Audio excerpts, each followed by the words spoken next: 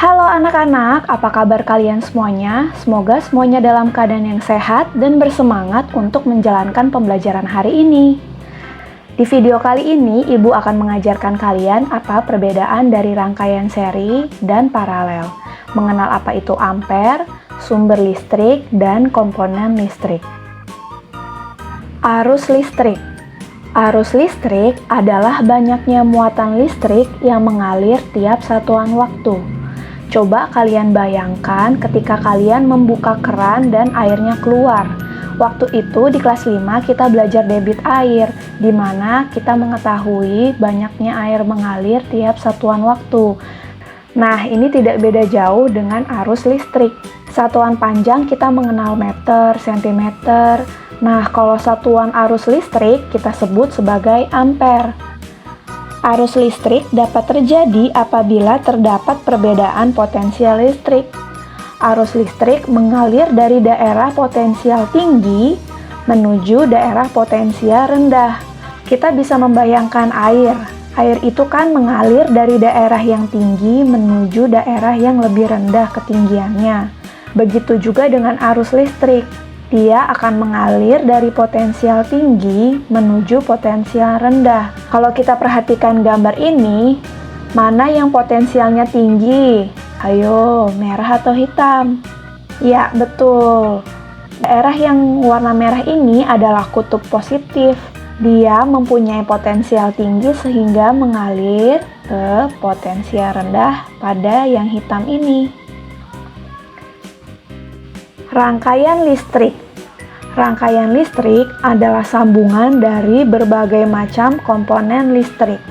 Nah, kita lihat di gambar ini adalah contoh rangkaian listrik, di mana terdapat banyak komponen listrik. Pasti kalian bertanya, apa saja komponen listrik? Komponen listrik antara lain yaitu sumber listrik. Sumber listrik pada rangkaian pada gambar ini adalah baterai, yaitu alat yang dapat menghantarkan energi listrik. 2. Saklar, yaitu alat listrik yang berfungsi memutus dan menghubungkan arus listrik. Bayangkan saja saklar itu seperti keran. Kalau dia ditutup, arus air tidak akan mengalir. Begitu juga dengan saklar. Kalau saklarnya off, maka arus listrik tidak akan mengalir. Dan yang ketiga adalah kabel, yaitu alat listrik yang berfungsi menghantarkan arus listrik. Ya, bisa juga dikatakan kabel itu sama seperti pipa yang menghantarkan air. Bicara tentang sumber listrik, ada beberapa sumber listrik yang perlu kita ketahui, yaitu akumulator. Akumulator sering disebut juga sebagai aki. Kamu tahu kan biasanya digunakan di mana? Ya, betul, pada mobil. Akumulator mengubah energi kimia menjadi energi listrik dan juga sebaliknya dari energi listrik menjadi energi kimia. Yang kedua adalah generator. Generator menciptakan listrik dari energi gerak atau mekanik. Yang ketiga yaitu dinamo. Cara kerja dinamo tidak jauh berbeda dengan generator. Sekarang, mari kita lihat perbedaan rangkaian seri dan rangkaian paralel. Rangkaian seri itu dipasang berderet tanpa cabang. Membutuhkan sedikit komponen listrik sehingga lebih hemat. Nih, kalau kita lihat, dari 3 lampu hanya dibutuhkan 1 saklar. Dan kabel yang dibutuhkan tidak banyak karena tidak membutuhkan cabang. Namun, kekurangan pada rangkaian seri yaitu jika satu lampu mati atau putus, maka lampu yang lain akan ikut mati. Contohnya, lampu yang ini putus nih bolamnya. Nah, otomatis lampu yang satu ini dan yang kedua ini akan mati walaupun tidak terjadi kerusakan. Dan yang terakhir, lampu menyala lebih redup. Di pembelajaran sebelumnya, banyak kalian yang bertanya, Bu, kenapa ya lampu pada rangkaian seri nyalanya lebih redup? Nah, itulah memang ciri khas dari rangkaian seri. Nyalanya akan lebih redup walaupun daya yang dipakai atau baterai yang dipakai itu ukurannya sama besar. Bahkan kalau kalian perhatikan, Lampu yang berada di dekat kutub positif akan menyala lebih terang karena dia yang lebih dahulu dilewati arus listrik.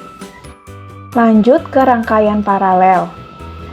Dipasang sejajar sehingga terbentuk cabang di antara sumber arus listrik. Beda dengan rangkaian seri, jika satu lampu mati atau putus, lampu lain akan tetap menyala. Selanjutnya, lampu menyala lebih terang. Nah, ini juga salah satu ciri khas rangkaian paralel. Berbeda dari rangkaian seri, lampu pada rangkaian paralel akan menyala lebih terang, bahkan menyalanya juga akan seimbang. Namun, sayangnya membutuhkan banyak komponen listrik. Kalau kita perhatikan, ada 3 bolam, juga harus membutuhkan 3 saklar. Membutuhkan kabel yang juga banyak untuk membuat cabang-cabang. Itulah kelebihan dan kekurangan rangkaian seri dan paralel. Sekarang, coba kalian perhatikan gambar rangkaian ini. Mana yang merupakan rangkaian seri? Ya, betul, lampu L3 dan L4. Sedangkan L1, L2, dan L4 atau L1, L2, dan L3 adalah contoh rangkaian paralel. Jadi gambar ini adalah rangkaian gabungan. Ibu ingin bertanya, jika semua saklar nyala, namun lampu L2 putus atau mati atau rusak, lampu mana saja yang masih menyala?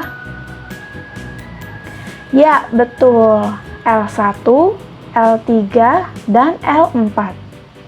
Sekarang ibu tanya, jika semua saklar menyala, dan L3 itu putus atau mati, mana lampu yang masih menyala? Ya, benar, L1 dan L2. Seperti yang kita ketahui tadi, rangkaian seri kekurangannya yaitu ketika suatu lampu di rangkaian tersebut putus atau mati, akan mempengaruhi lampu yang lain. Oke, sampai di sini dulu ya pembelajaran kita.